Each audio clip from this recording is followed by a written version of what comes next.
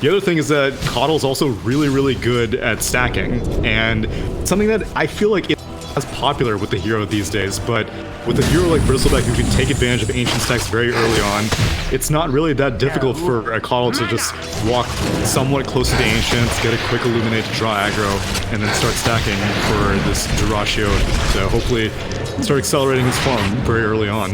Yeah.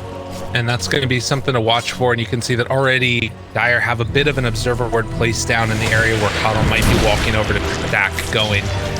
Spear away from Pasha to keep Dyrachyo back with this level 2 Bristleback. It's one of the really strong timings that he kind of hits early on. Granted, there is still some kill potential because he doesn't have any points up in the Bristleback, but with, you know, NaVi being so low level, it's unlikely that Dyrachyo's going to overextend right there. Top lane, haven't talked about it too much, but Afterlife already trying to pull the wave around. Is going to tank through a little bit of damage there. Immersion sort of nearby as well. A lot of aggro of one of the range creep. And Elias, right clicks coming for the slowdown. The rolling boulder afterwards, able to hit, able to body block. Ilias in some trouble. Screwed. TP away, he's dead. Yeah, the only disadvantage is that Afterlife has to drop the napalm stacks off his creep wave, and so they were up to 5 stacks, and he'll have to start over, but it's worth it for first blood. Quick turnaround, and maybe Lich overstepping his bounds a little bit, but this is the advantage of having an Earth Spirit, is that if you aren't going to right-click people, which is what tag team's all about, and deal magic damage, then obviously a slow and a stun will be much more valuable to get that first blood. Away from Slayer, back to the tier 1 tower. Is going to need to heal back up with his tangos for the moment. Dude, that's like 180 gold down the drain just like that. You're not wrong. That one hurts. He starts with 3 of them. You know, he doesn't have to buy them for a little bit still. I mean, a little bit of time. Yes. That was the nicest change. I loved that when that came out.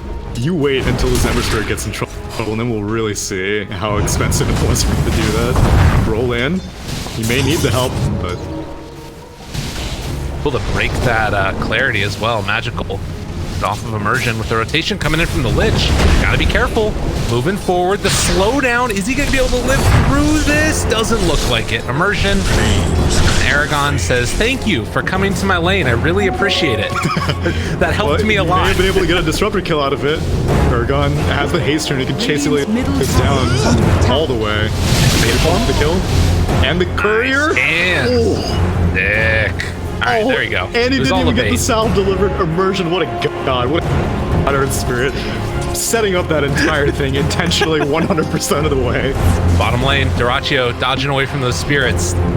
Either one of those two that were thrown out would have gotten the kill on him, but now with the salve being picked up, free to walk back in towards the lane. Free and clear of any danger. Well, maybe. Still doesn't have Bristleback yet. A little bit more experience to get there. Wouldn't be surprised if he just skips it altogether. I mean, you've got a Coddle on your side. I think that you're more interested in playing aggressively rather than trying to retreat most of the time. And if they're going to be contesting with these 5-minute runes, then yeah, actually, in this situation, Dyrachyo may need to be careful, and he's not going to go all the way. Said it's Slayer that's trying to get aggro on Namisha. Not going to be able to do that much more there. But it is 3 bounty runes going the way of NaVi. Version the only one to pick up one for Slayer. Spirit. May have gone a little bit too close. Oh, never mind. Wow. That's what happens when you don't take your passive. Okay. Yeah, they take down both of them. And his courier as well. Okay, so Magical making a worthwhile trip down to that bot lane. Doesn't even really take that much time out of his mid lane either, so... rotation. Yeah, Dyrachyo, I can understand why he's playing this aggressively. Like I said, when you have a Coddle, you're... Wow, immersion actually. You see my face. Whenever you have a Coddle, you really have... I mean, how often are you going to be taking the aggression? But against this Phoenix who can get out of nearly every situation with the Icarus dive, and Mars who rolled out of the base with a full... It's kind of difficult to assert dominance this early on. Well, and it sort of speaks to the issue of this. I mean, I feel like I've seen it so many times over the past little while. Like, it was Raven that was doing it pretty consistently in Southeast Asia, where your bristleback goes like 1-2. Find that skill. Magical. Right clicked. Does go down. Okay. But it's like you go this 1-2-0 build, and then the enemy team is almost always able to make some type of an aggressive play on them as Batrider goes down. But Team Spirit are going to try and pressure this tier 1 tower mid. Be able to do a nice chunk of damage to it. If Aragon wants to take through this, super easy for them. Yeah, his next creep went down, but they don't have the glyph to keep the siege creep alive, unfortunately, so it'll go down. But they buy a little bit of damage while that Ember Spirit was dead. And yeah, wow, this top lane, I mean, Jug Lich is like one of the, like I said, we had seen the potential for the Oracle plus the Riki. It's these heroes that can quickly enemies and have support that puts sort of buff on them. In this case, it's going to be the Blade Fury plus the Frost Shield. Like, there's really nothing you can... Real tough. And I mean, even for Earth Spirit, normally this hero that's capable of out of trouble. Play the Jug, can't roll away because he just runs in front of your roll. Yeah, it's not great. I feel like it'd be a cool change for Earth. Somehow make it so that it doesn't show which way you're gonna roll. That way you can get some like outplay, but feels like it'd be a cool buff. Yeah, we have super valuable buff, actually. Granted, most of the time you can tell the direction because you put a rock there and you'll be like, okay, that's where you want to go. Yeah. Imagine campaigning for Earth Spirit buffs. They're rolling here, catch onto a couple, but they can't top it. No chance for saving Dyrachyo. Well, I think that the chances of him having a Riki-like performance from last game have gone out the window a little bit. This is rough for the Bristol. Yeah, and there's only one stack of Ancients, and Dire already has a cliff fort posted up to be able to keep track of it, so even his comeback potential is kind of minimized right now. Radiant's top tower is under attack. Absolutely. Backing away, does not want to get caught in a bad position there. Radiant's bottom and tower is the under full attack. Absolation of pain as Immersion is going to lose his courier, and he is going to lose his life afterwards. NaVi are playing a different game of Dota than we saw in game number 1. They are killing it. This Mars is crushing. He's 500 net worth ahead of the Bristleback. Bottom tower is under attack. So even though like he's been aggressive, he hasn't even had to spend that much on regen.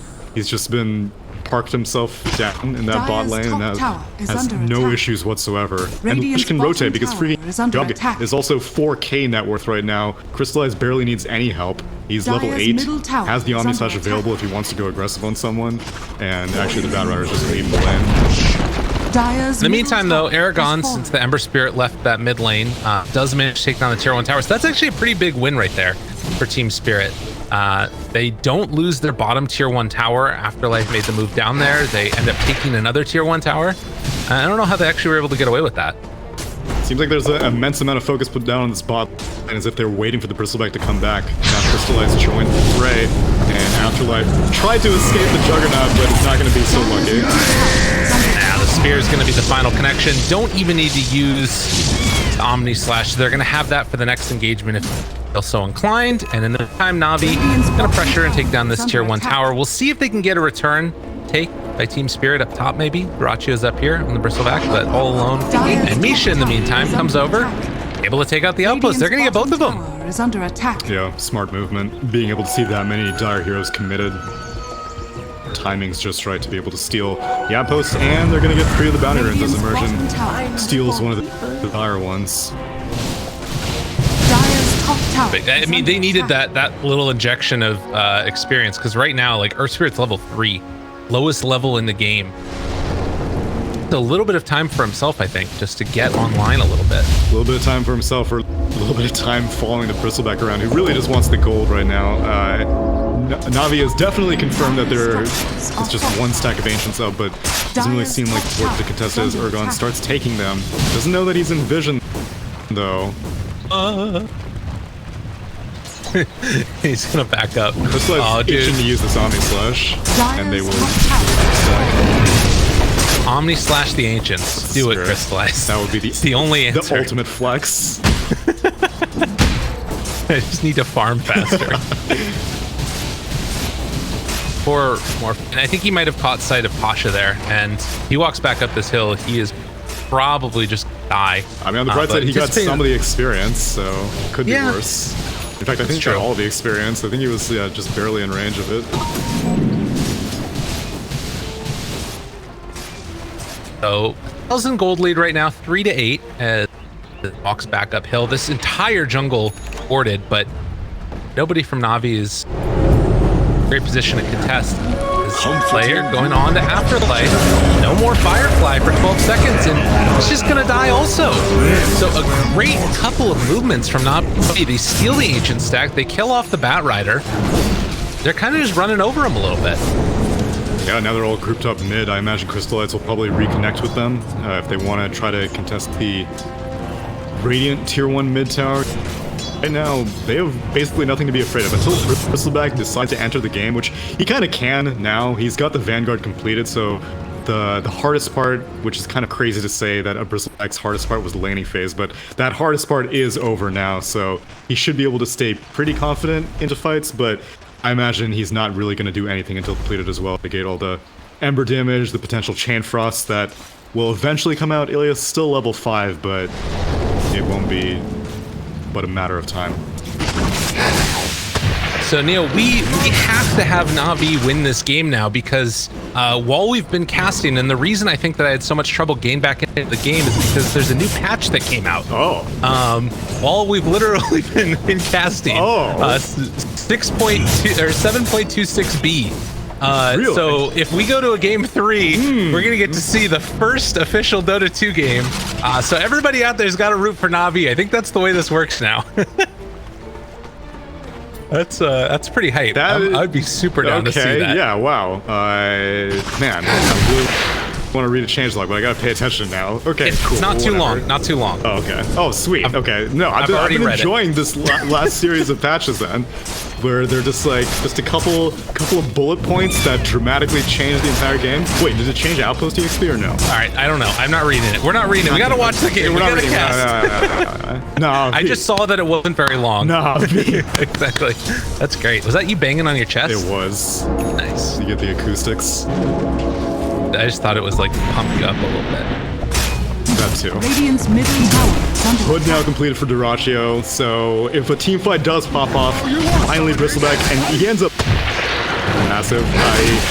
Again, like, this is usually not the chain of events, but given how his laning phase went, as he's actually bullying Slayer quite a bit, but knows that the Phoenix has the Icarus dive. So. Dan hits, and Dyrachyo is he's able to tell that there's something going on. He's pinging, team, please come help me. They're coming for me. Jump rooted. Oh, and my man is hurt and he's struggling. Dyrachyo feared, pulled back in, and a little bit too late, the recognition of the danger he was in. Crystal will die. At least he's recovering nicely, and this is all focus that isn't being placed on the Morphling. Ergon has basically gone through the entire game uncontested. It's 2-0-0. He's catching up to this Juggernaut, who also had an immensely free lane, and he's actually out-leveling the Juggernaut, so hopefully this Morphling will be able to carry the game, as he was their 22nd pick. He was the game-deciding pick, and as the panel had mentioned, there are a lot of things that make Morphling especially valuable, being able to turn to the Ember Spirit, Flame Guard. This Ember Spirit does actually end up looping. Oh, it's trouble. Oh my god, they are just going in. They dropped down the Supernova, and now the Chain Frost bounced around a couple times. Dota was crashing for me, but we're back again, and Ergon able to get the jump away for the moment. So they only lose the Lich, but able to take down Immersion and Bat Rider.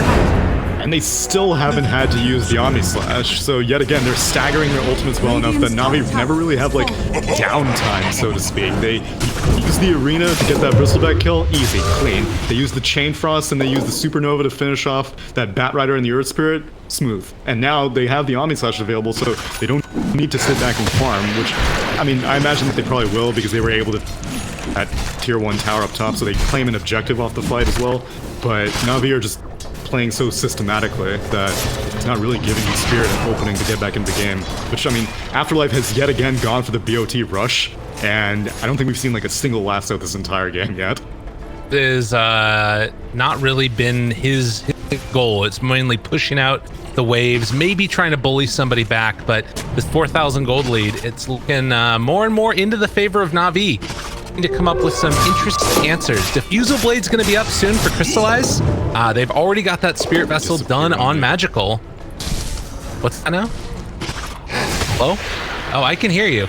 Can you hear me? I'm assuming I'm solo casting right now. No, you're not. Again, I can hear you. 100% if you guys can hear me. I'm looking at the Discord call. Okay, never mind. Regardless, hello? We'll continue until he joins in. Smoke up on the Radiant. No, never mind. Let's see. Dire's top tower is under attack. Invis Rune on the Earth Spirit. They're gearing up for a tier 1 push. Crystallize has the Diffusal Blade completed. Really hope I'm not doubling up on play-by-play casting. Test. And they're moving up. Radiant's middle tower is under attack. Sleight of Fist to scout out if anyone's in the trees. And Spirit is not in a position to be able to contest this. Root up onto Duratio. The rest of his team's just running interference. Crystallize starts to take some of the focus, but he has 2 points in Omnislash. Hello.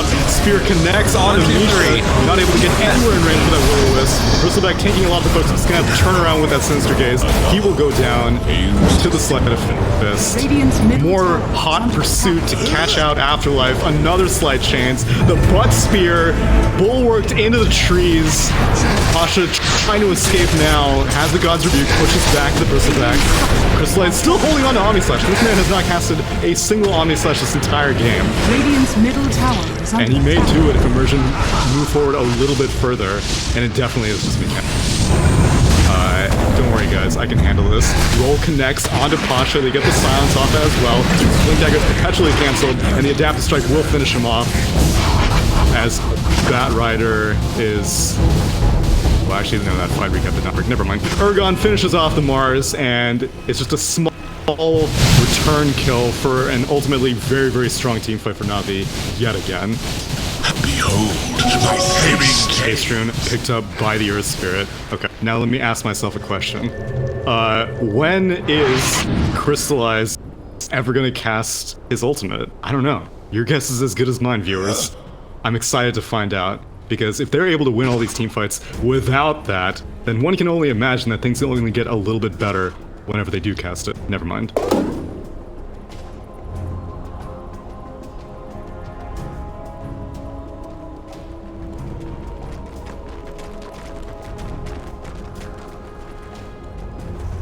Greetings. I'm back. So is the arena. It goes in. Spear does not connect on the Earth Spirit, but Duratio is going to try to focus on the Supernova. Not going to happen. Will-O-Wisp finally does get cast this time, but it's too little, too late. More remnants over to the Earth Spirit. Not going to catch him though. And another solid team fight won by NaVi. And they're just going to move straight into the pit afterwards. Systematic flowchart play. Urgon manages to pick off the Lich, but it's just a simple as he gets chained up. Manta Style to purge off the root. Crystallize is an opportunity. Now, surely he will cast the Omnislash. No, he gets lassoed instead. He gets dragged over a little bit, silenced as well, bounced back. He finally casts it, and it's a double root. He kills off the Batrider. He bounces away. He will end up dying, but it's all good as Pasha manages to finish off a kill streak, roll in to the Ember Spirit. Spirit Vessel not going to be able to finish him off, but Pasha blinks to the high ground, not going to be able to finish him off either. And they finally successfully kill off the Juggernaut, but the Morphling is an expensive casualty to give up for that. Yet again, NaVi not really letting off the gas. They did have to give up taking for that Roche, but it was absolutely worth it to be able to finish off. Please. Test. Hello. Arms for the dead. Mine is truly a blessed Hello. life. Are we back? I think that we are. Can you hear me? Question mark. Here we go. I'm just gonna assume that you guys can hear me and that all is good in this world as NaVi. I'm just gonna pretend that nothing has happened. That literally nothing has happened. Let's see. 3. Yeah. For those of you who are watching one? the game and wondering, That works. what is going on with this So Yes. 6,000 gold lead, and it's 7 to 19. My co-caster's having a bit of trouble. I believe that we do have a little bit of a hiccup here on Discord's end of trying things. to figure out if this game is even Hopefully, possible to that cast is after a going to patch be resolved drops. in just a second here. But yeah, just tight. Hopefully we'll figure things out soon.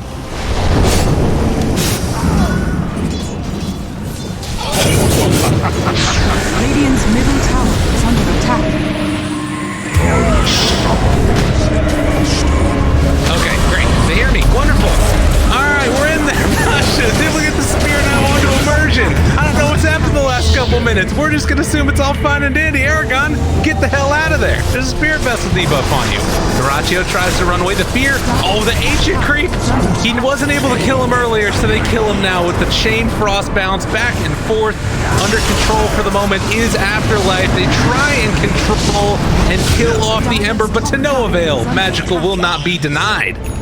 7 to 23. Again, pretty for NaVi. 8,000 gold lead now. So apparently, a couple of things just went all down super duper fast. The new patch means that there's no casters allowed. That's what happens. So we're back. We're chilling. Okay, Lyrical back. You guys are there. Wonderful.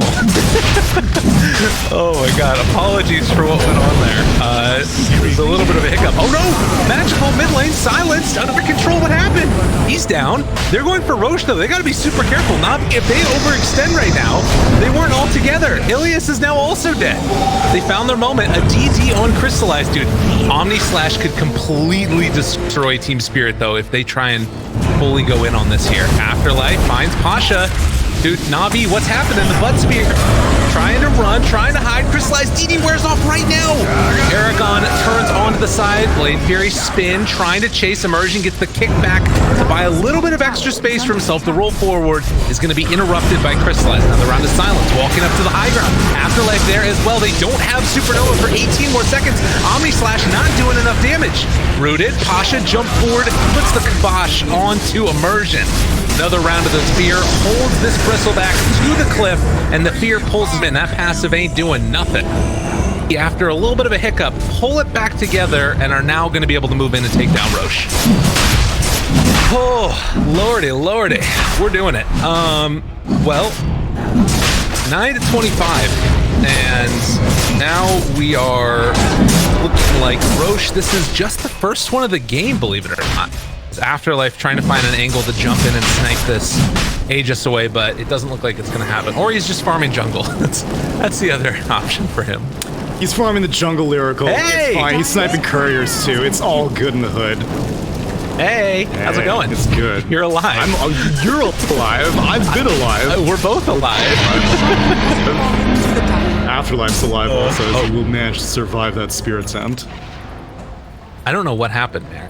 I know. It was just like the entire internet fell apart. Oof, been there. It's all good. We've recovered. And you know who else has recovered? Team Spirit. Still pretty NaVi favored right now. I think it's coming to the point that Morphling's starting to become very, very difficult to deal with. Once he gets the E-Blade and he's able to get that insta-pick off on some support, then one of these giant teamfight ultimates will probably not be a factor anymore, but until then, NaVi still have a pretty significant advantage. Yeah, they looked, nicely done, Immersion. It's gonna cost him, but, you know, your life is worth the bounty room. Greater good. Wait, did he pass? Oh, I thought he had a gem. Never mind. Trouble. Pulled back in. Doink. Or spear right to the back of his head.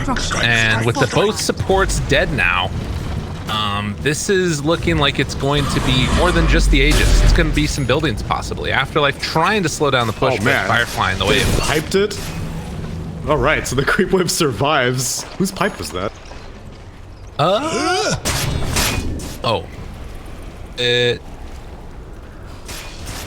Oh, it's not seeing any pipes. Mars's pipe. Radiant's middle tower is Oh, under there it is. attack.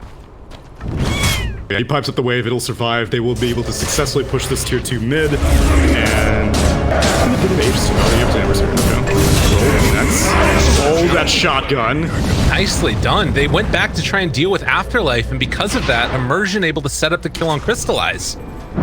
So, you know, they make the nice play to try and come back and kill the person that's cutting their wave, but then they overextend and gonna get caught out. Now, controlling the Bristleback, round 2, dude, Spirit Vessel for Magical, doing a hell of a lot, and they drop the Kato ulti, but it's just these couple of supports, although Aragon trying to do some extra damage in the form of that Ember Spirit.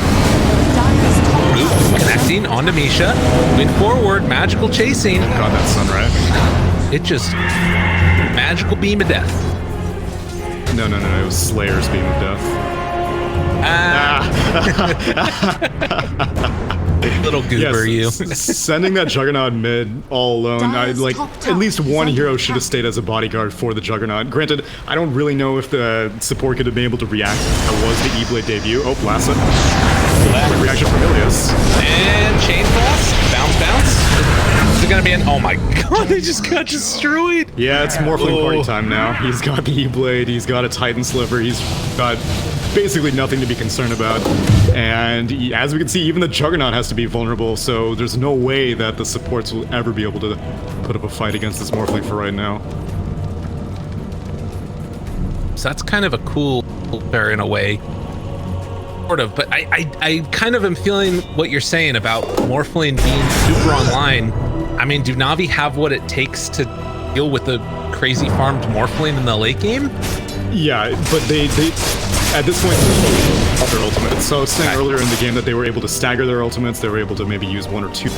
But at this point, you need to pop out all of them, because for one thing, the Morphling is likely going to be able to deal with the Supernova, inherently based off the attack speed, and if he turns into the Juggernaut, activates the Blade Fury, then the Fire Spirits won't even be able to slow his attack speed. But the rest of his team is not nearly as farmed. As you can see, there's like a canyon in between the Mars, who is NaVi's offlane, and the Batrider, who is Team Spirit's offlane, and that's pretty significant because Batrider, he's able to get these pickoffs in. As we saw the Phoenix get lassoed when it was just a wish to support him, but in a full 5-on-5 engagement, what is this Batrider really going to be able to contribute other than cutting the waves, which after doing quite passionately. And well, Immersion does have a silence available, but does not decide to use anything. He's just gonna die. So they take down that Earth Spirit. They have another wave that's coming in. Nobody there to cut it. Spirit right now, but this tier 2 tower is going to fall. Magical. He wants to use this is dangerous. Yeah, there is 20 seconds left though. That's kind of the danger zone, right? Where you get caught out before that one fires. Especially against a Batrider who can drag you all around the map. He may feel a little bit cocky because he's got the Haste Rune bottled as well, but rightfully just was looking for a quick pick, no find, and they're gonna let it time out now. Rachio's there. Spiderling is up to the high ground, and that age just expires. Batrider opening, finding Crystallize, in some trouble. The big combo comes out, but he's able to get the Blade Fury off. The spin now, the Supernova also being comboed together. Rachio isolated away from the rest of his team. They take down the Ignis Fatuus, and it looks like the Bristleback is gonna fall. Big win there, and Crystallize in the meantime, wait, didn't jump in. On the Morphling, this is crazy! Spear comes out, he is dead! No buyback, 80 seconds, and that might just do it! Yeah. Unbelievable! Really hoping for a chance to snipe out that low HP Juggernaut. Maybe like a drive-by shotgun, but it costs him dearly. Yes, it does indeed, and they're chasing Afterlife here because they know if they can get this kill too. Oh. Spear just connects, but I mean, you look, the bigger problem is the base now. Oh, Morphling just got buyback with the bounty rune. Afterlife, what a god. All right, are they gonna need it though? I mean, they will definitely need it, but are they willing to do it? Probably not. There's still tier 2 towers up on bot and mid. I think you're willing to give up a set of racks. Although 40 seconds is a long time, but with no Desolator online, they can't go for tier 4s, so NaVi are just going to be content with their one lane, and Spirit are going to, Morphling already bought something, so he doesn't even have. Radiant's middle barracks. What it was that he bought, maybe like a... Yeah, I think that's what it was. But regardless, lane of racks for NaVi, and now a 15,000 gold lead. Yeah. I guess that's the other thing to think about is like if your Morphling buys back at this point, it slows down his item progression that much further, and they need him to be like large and in charge in these fights to really. And this is a team that can deal with Elena Brax being down. You've got a Coddle for wave clear, you've got the Bad Rider for wave clear. It's not really the end of the world if you lose one set, but a Morphling, like he's gonna win the game for you. If he's down 1.5k just to buy back into a fight that they probably wouldn't even be able to get any kills. At most, it discourages one Rax from going down, but you need to be able to find like a Juggernaut kill or an Ember Spirit kill if you're Morphling back. There's a smoke up. You may need to buy back if he dies now. Wait, farm down. Get forward at the arena, catches Aragon. He manages to get the spin on, but it's not going to be enough. They lose the Morphling yet again. Immersion in some true. That second sleep and then the runaway. Immersion gets brought down by Magical. Nice sleight of fist there at the end. So he got the strength form off, but was not enough to keep him alive. And now bottom is likely to go down as Crystallize is already pushing. Dire's top tower is So for this one, you may need to buy back now, because 2 sets of Rax is significantly trickier. Again, he win the game for them, but at the same time, with the Earth Spirit being dead, I guess you can't really force a fight, and they're just gonna have to let this go. Tier 4s are gonna start getting sieged now, though. Clock's ticking. Yeah, I mean, you really don't want to have to buy back if you're the Morphling, but now at this point, it's feeling like it might have to happen. The spear pushed back onto the Ancient. They're pulling Mars into the fountain. Now, Bulwark is pretty good, but it's not that good. And they will be able to bring down that Mars. Meanwhile, Magical trying to get away with the rest of his team. Crystallize, turning, does have Omni Slash if things get a little bit dicey. Spins first. Flame Guard. Keeping a little bit of distance back from the rest of them. Afterlife does not have Lasso for another 60 seconds. They got to be careful about chasing too far. This is where things can get a little bit dicey. The turn now onto Terratio. The overextension again punished. And they are going to be able to go for more here if NaVi won. This reward is Yeah, I think they're going to wait until the next Roche. It's kind of a long respawn. It won't be back for another minute now. The courier is parked over it, so Jug will be aware whenever it does respawn. This Bristleback is looking paper compared to what Bristlebacks traditionally look like. The Spirit Vessel is just mitigating so much of his HP regen, and as nice of a neutral item as Spirit Legs is, sometimes I guess it's kind of bringing him in too deep where the rest of his can't follow up. Like the Morphling was not able to quickly finish off that Ember Spirit, who was, I mean, he was super slowed with all the viscous nasal goo, but with the Aghanim's remnants, Magical's just always able to maintain that slight gap. Smoke, rarely seen but much appreciated, to immediately broken by Crystallize. They are, that's a little unfortunate there. Aragon spotted. This Scotty has been doing so much work with the Spirit Vessel combo together. It's like, oh. That's part of what brought Buster back down. Oh, what's up? They're just going to try and go for the wraparound. Oh, Invis, Pasha there, spear catching, and, well, they're not even going to get a chance. They don't even have an opportunity to fight. GG called. That's it. Don't even need the second Roach. It was too far gone. This, so we were emphasizing the importance of Terratio's Bristleback getting a early snowballing lead. Didn't happen, and he took up some farm elsewhere on the